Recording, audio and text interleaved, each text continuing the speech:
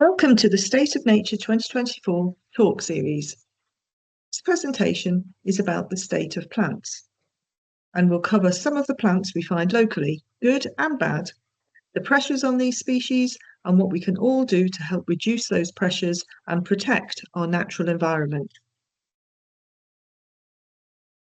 Guernsey and Herm are home to diverse floral communities. We have endemic species as well as species at the most northerly edge of their range. Officially, 1,585 plants have been recorded throughout the bailiwick, although some of these will be non-native species and others may not have been recorded in recent years. 48 species have been made priority species by the states of Guernsey and will be monitored with regular surveys. Most of these priority species are also categorised as being rare, or triple R, scarce, double R, or uncommon, single R. In the UK, and I'll talk about the rarity scale in a little bit more detail later. Overall, 39 species have been declared lost from Guernsey, such as early marsh orchid and corn mint. Surveys can sometimes rediscover lost species, so this number could be subject to change. Habitats which support high plant diversity include coastal grassland and heathland, salt marsh, sand dunes, cliffs, wet meadows, and earth banks. And this slide shows a few examples of wet meadows on the left, coastal grassland in the middle, and walking along the cliffs on the right. Returning to the rarity scale mentioned earlier, in total, 169 plants in the bailiwick have been categorised on this UK rarity scale. Just under half of the 169 plants are categorised as scarce, meaning they are found at less than 100 known sites in the British Isles. Guernsey is classed as one site. Rare is categorised as less than 25 known sites and uncommon less than 250 sites.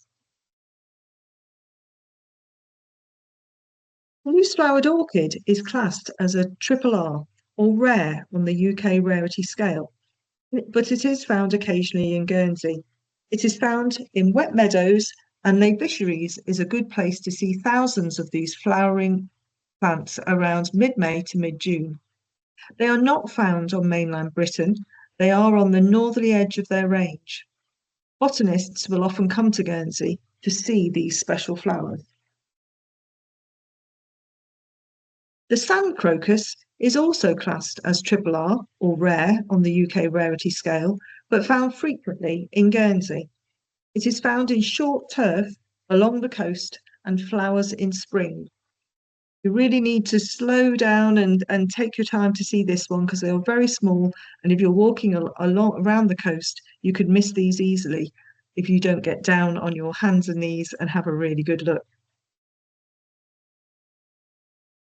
The small flowered catchfly is classed as double R or scarce on the UK rarity scale, but found frequently in Guernsey.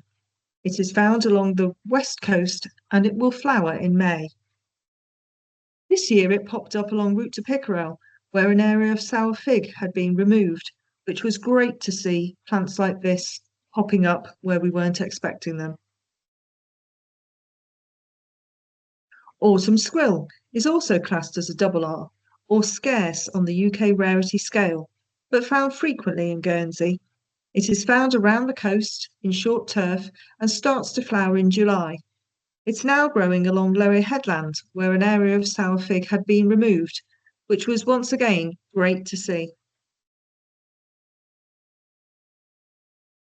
Sea kale is classed as R, or uncommon on the UK rarity scale, but it is commonly found in Guernsey. It is found above the high tide line, usually in areas of shingle or pebbles. It flowers in summer, and the flowers smell of honey. This is a very specialist plant because not many plants actually grow on shingle, but this is very much a specialist plant for the area. Yellow horn poppy is also classed as R, or uncommon on the UK rarity scale, and occasionally found in Guernsey. It is another specialist plant found above the high tide line on shingle banks. It flowers in the summer and it has the longest seed pod of any British plant. The seed pods can be 15 to 30 centimetres long.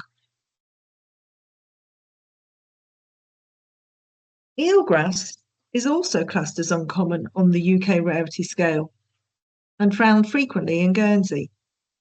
It's a unique plant and the only flowering plant that can live in salt water. It produces flowers and seeds and photosynthesizes like its terrestrial relatives.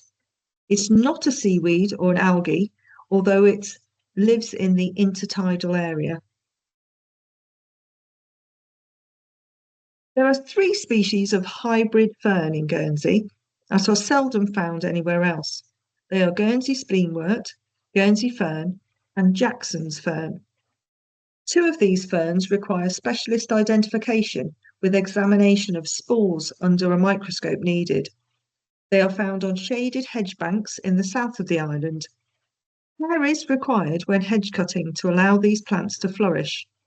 Members of La Société Botany section record and monitor their distribution. Guernsey fern, as seen on this slide, is also known as Moore's spleenwort, and it appears to be found on vertical hedge banks and seems to compete fairly well with other plants. A monitoring survey conducted in 2023 found 32 confirmed plants, including 14 new plants. You can see those plotted on the map of Guernsey on the screen. After hedge cutting in 2024, plants were revisited to see the effects of the hedge cut. It was found that 7 of these confirmed plants were destroyed, 15 were damaged, and 10 survived relatively unscathed. 2 new plants have been found in 2024 from previously unrecorded sites, so there is a current total of 27 plants being monitored. The monitoring programme will be run continuously to determine the status of this unique hybrid fern, learn more about its habitats and the pressures that threaten it.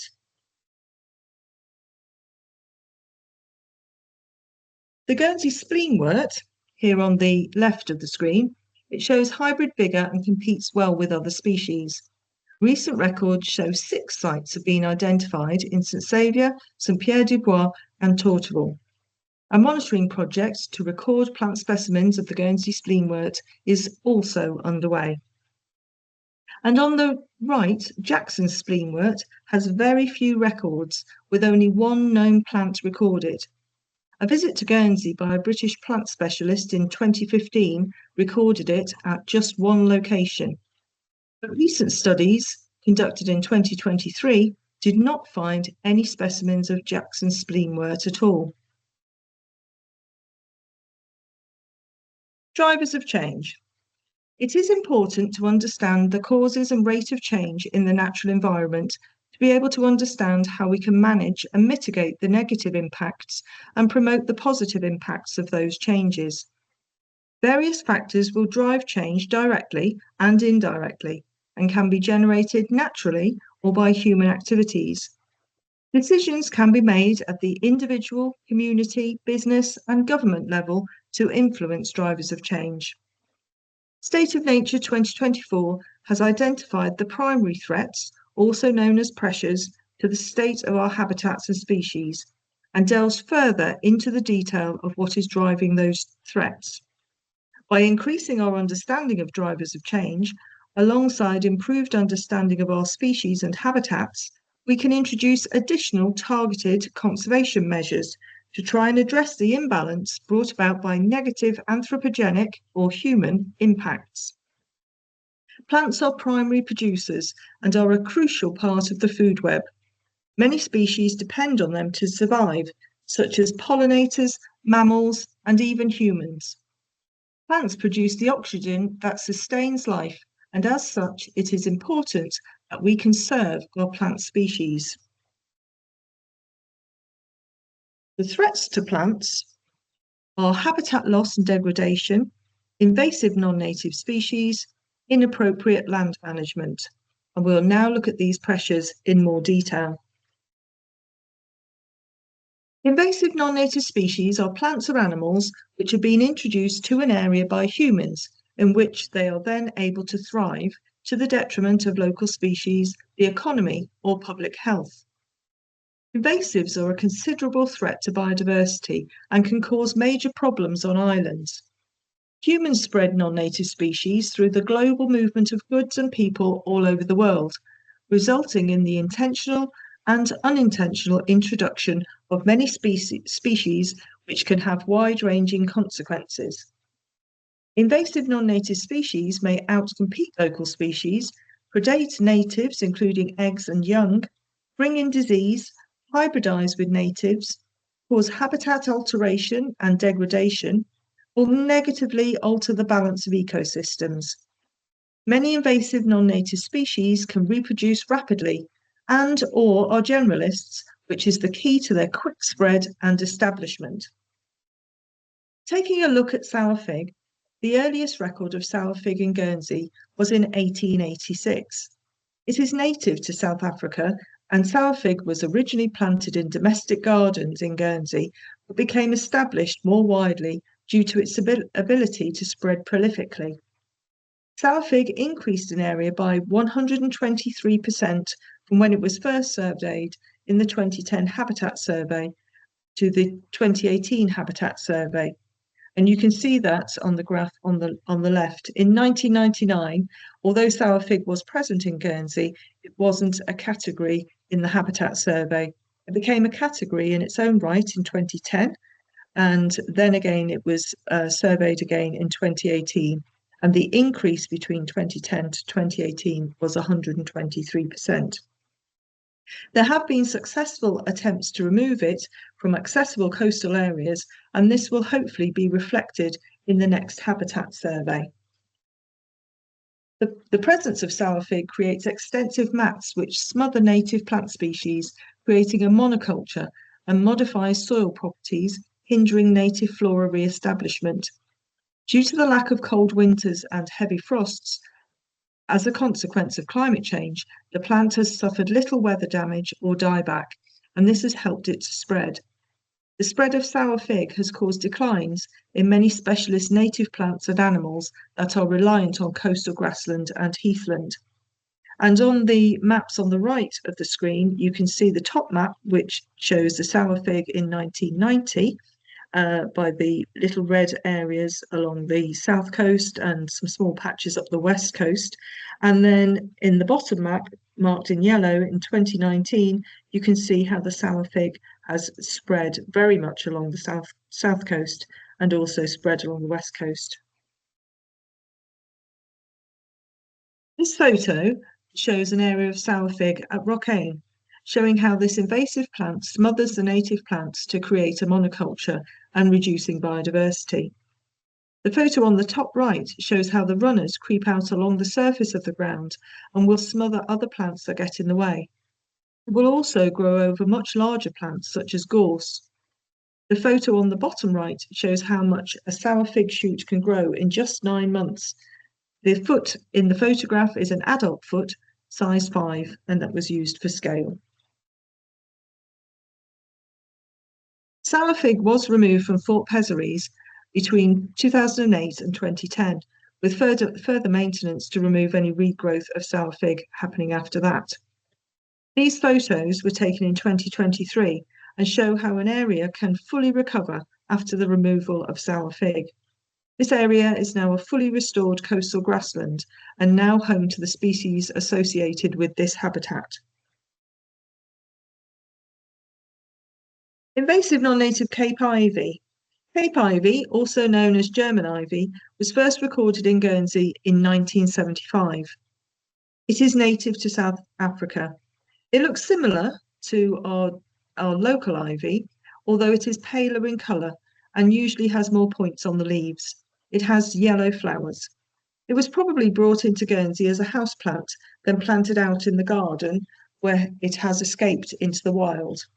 Or it may be growing in the wild after people have dumped garden waste inappropriately.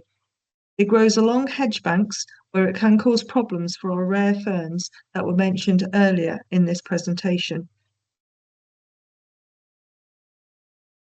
Invasive non-native three-cornered garlic. Three-cornered garlic, more commonly known locally as stinking onions, were first recorded in Guernsey in 1847. They were brought to Guernsey as a garden plant and probably first planted in Sunray Park, from where they have spread. Guernsey was the first place in the British Isles to have stinking onions, and they are now found in the southern part of mainland Britain and moving northwards. They reproduce by making many bulblets, which push themselves out of the ground and can roll to new locations to start to grow. They are common in gardens, hedge banks, and in bluebell wood. They start to grow in October and November, and this is the best time to remove them in sensitive areas, such as bluebell wood. And there is a question on the screen there about how many bulbs are held in that hand. And those bulbs were dug up from the area showing the shoots in the middle photograph. And there were 98 bulbs in a handful there. So there are many, many more underground than what you can see in the middle picture. It's quite deceiving. They come in very, very large clumps, and the bulblets reproduce at a great rate. Inappropriate land management.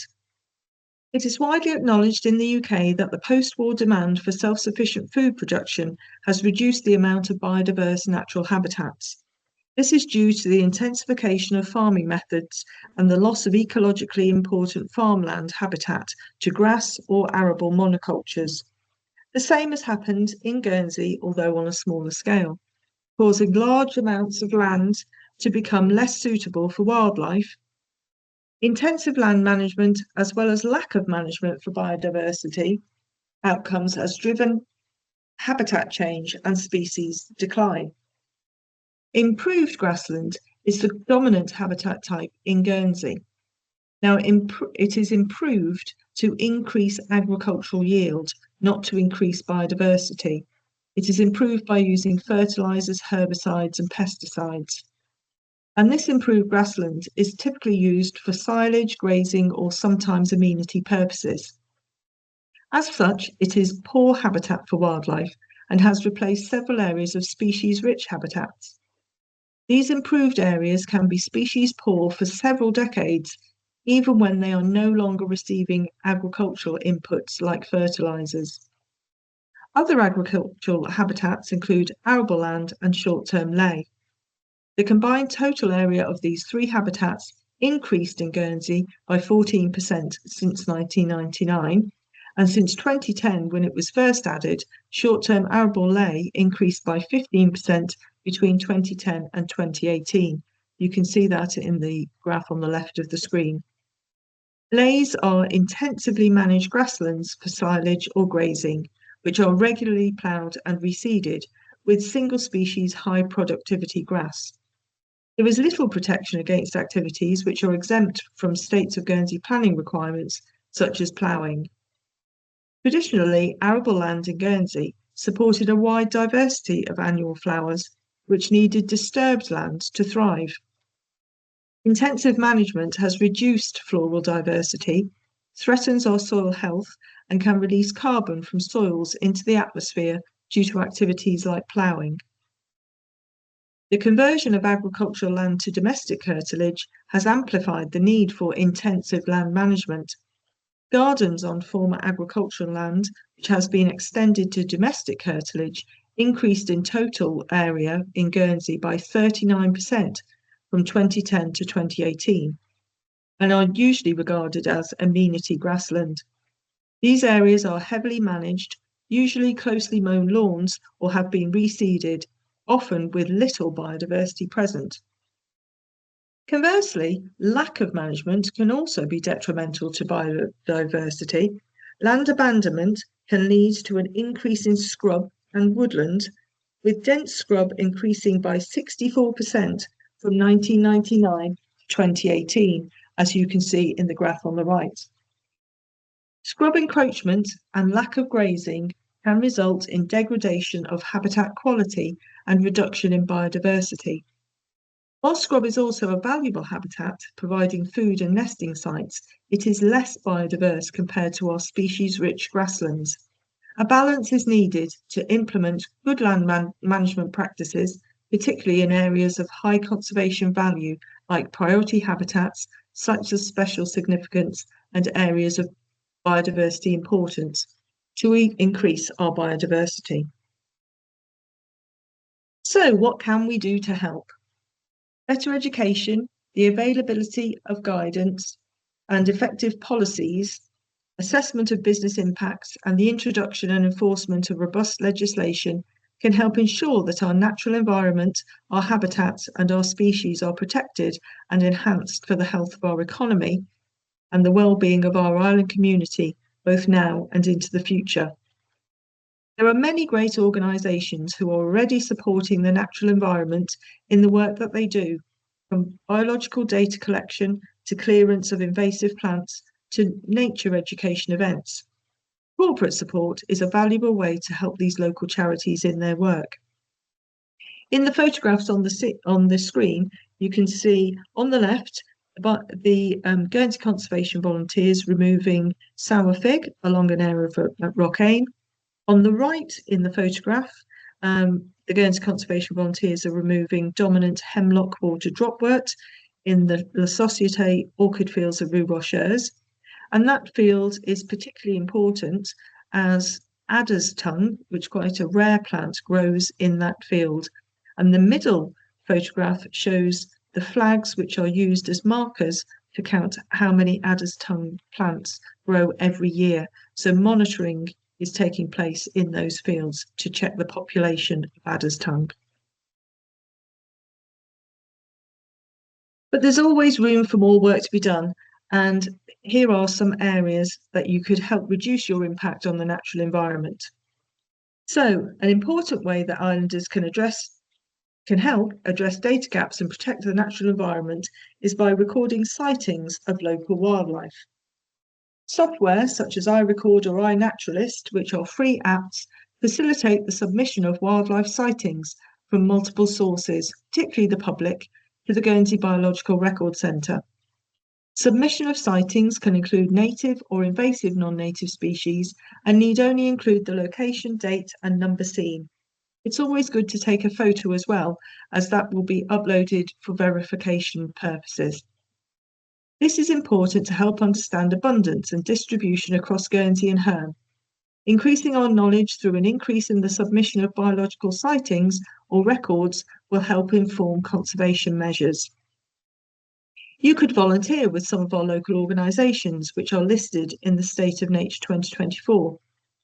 The Guernsey Conservation Volunteers is particularly involved with the conservation of our local plant species, and they have been mentioned earlier.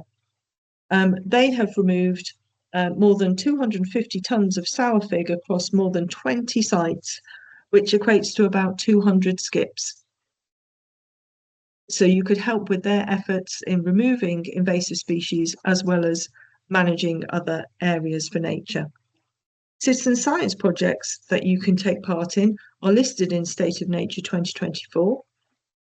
The UK Butterfly Monitoring Scheme and also bee walks are being launched by the Nature Commission next year. These projects involve walking a predetermined route during the appropriate seasons and counting the butterflies and bees seen during this time. Some transects have already been set up on our grassland habitats. Pollinators rely on plants as a food source, so these species are good indicators of the health of our plants and habitats. If you would like to learn more about these surveys, please contact the Nature Commission. Managing green spaces for wildlife is another way in which you can help. A third of terrestrial habitats in Guernsey consists of domestic gardens. If everyone gardened for wildlife, this would provide a major boost to many species by providing additional habitat. If you manage your garden in the correct manner, you could even get orchids appearing on your lawn. Actions are listed in the full report, but include mowing less frequently, growing a range of native wildlife-friendly plants, and considering alternatives to pesticides. Grow Guernsey Natives is a scheme run in partnership between the botany section of La Société and Grow Limited. It is an initiative created by Raymond Everson to help preserve our island's native plants. But before you begin changing anything in your garden, it is recommended that you understand what you have in your garden before making any changes. Your garden may be perfect for wildlife just as it is. The full State of Nature 2024 report is available on our website via this QR code. The State of Nature 2024 summary report is also available on our website. Please follow us on social media. We're on Facebook, Instagram, X and LinkedIn, and check out our website where you can sign up to our newsletter. The full report can be accessed on the website, as well as our summary report. If you would like to contact us, our details are on the screen. Thank you very much.